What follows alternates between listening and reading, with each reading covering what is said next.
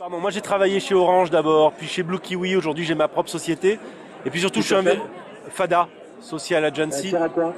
Elle fait du conseil aux entreprises, elle aide les entreprises à les amener à accompagner les entreprises dans les mutations digitales. Il y a du boulot en France. Il y a du boulot en France, oui. Et surtout, ancien, on va dire, blogueur depuis quelques années et amoureux du digital depuis plein d'années aussi, comme vous d'ailleurs. Voilà. Ça se passe bien? Bon, hein. Ouais, moi je suis chez moi au chaud. Madame Bill va m'apporter un petit café. Qu'est-ce que vous voulez de plus? Ah bah tout va bien alors, c'est tranquille. Hein. Bah, c'est la première fois. Voilà, votre copain, là, qu'est-ce qu'il a comme appareil? Ah, c'est un Sony Nex 5. Vous avez content? Ouais, je suis très content. C'est celui où on peut changer les objectifs hein. C'est celui où on peut changer les objectifs. Et il fait des très bonnes vidéos, 60 images secondes. C'est vraiment bien. Bah alors moi j'ai envie de savoir, c'est la première fois que vous vous téléportez comme ça au travers d'un robot?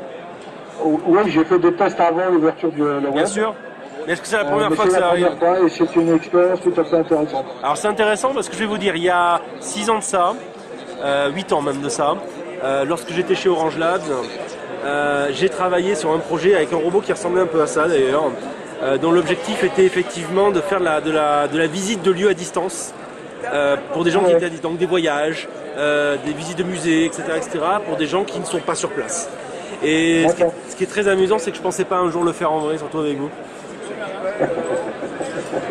Donc voilà. C'est marrant, en fait ces robots n'ont pas été prévus a priori pour des shows comme le web.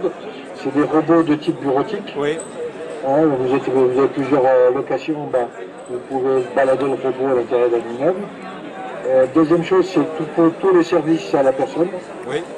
Pour les papiers, les menus. Et là, quand France Télévisions et Ghost Time m'ont dit tiens, pourquoi tu fais pas, tu ne viens pas le web dans un robot? Je lui ai dit tiens, pourquoi pas.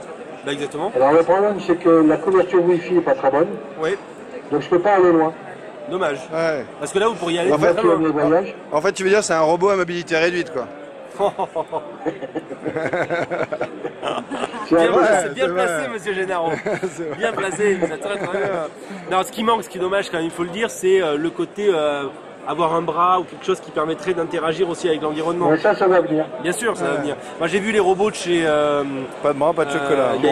Ouais, voilà. Donc il y a Roméo et le petit. Azimo. Oui, non, pas Azimo. Aldebaran. C'est Nao.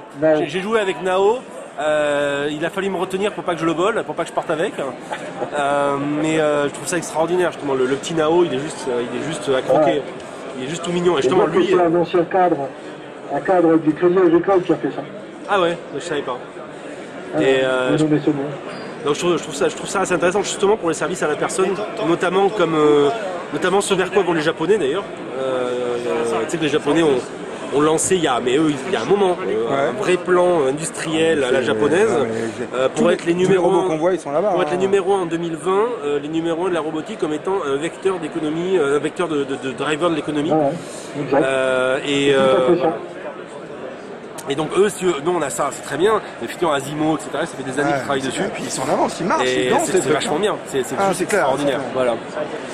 Bon, mais c'est génial. Vous voyez qu'est-ce que vous avez vu bien le web? Moi je considère que le web c'est surtout un endroit où on croise plein de gens, comme vous par exemple, ou des gens là comme ça. Et les conférences c'est bien, mais finalement on peut les revoir sur internet aussi, donc c'est plutôt bien de voir les gens qu'on voit sur stage, sur scène, c'est bien de les voir après en vrai. C'est plutôt ça pour moi le web. Vous n'avez pas allé voir les startups? Pas encore. Faut que j'y aille cet après-midi. T'en as des mortels. Ah ouais, il y en a des mortels. Elle est vraiment génial. Bon, je vais me régaler là. C'est quoi les mortels? Moi, Babelverse, j'ai beaucoup aimé. C'est quoi? Babelverse, ils font de la traduction à la volée. Ils font de la traduction à la volée. Quelqu'un te traduit ce que tu vois, une conférence ou n'importe quoi. Et il se connecte, il voit la vidéo et il te traduit dans l'oreillette en direct. Et je trouve ça génial. Tu peux assister à n'importe quelle conférence en japonais ou en chinois et tu comprends ce qui se passe. Ouais. Je trouve ça vraiment bien. Bon voilà, il y en a d'autres. Il y en a très bien. Il y en a un autre. Les petits Français là qui font des trucs bien, qui font du jeu. Qui font du jeu vidéo en fonction du lieu où on est. C'est très malin aussi. C'est-à-dire que tu es là, tu es sur le web, il y a un jeu qui ne marche que à l'endroit où tu es. D'accord, c'est excellent ça. Ouais, c'est assez rigolo. Et comme Pass, non? Non, c'est pas comme Pass, mais Pass, on l'a vu, mais ça, eux, ils n'ont pas besoin de promotion, eux. Donc là, j'explique, je suis en train de discuter avec Jean-Michel Guillot qui est venu au travers d'un robot. Tout va bien, c'est tout à fait normal. Voilà. Et tout se passe bien, c'est tout à fait normal, tout va bien. Voilà, notre ami Damien commence à filmer.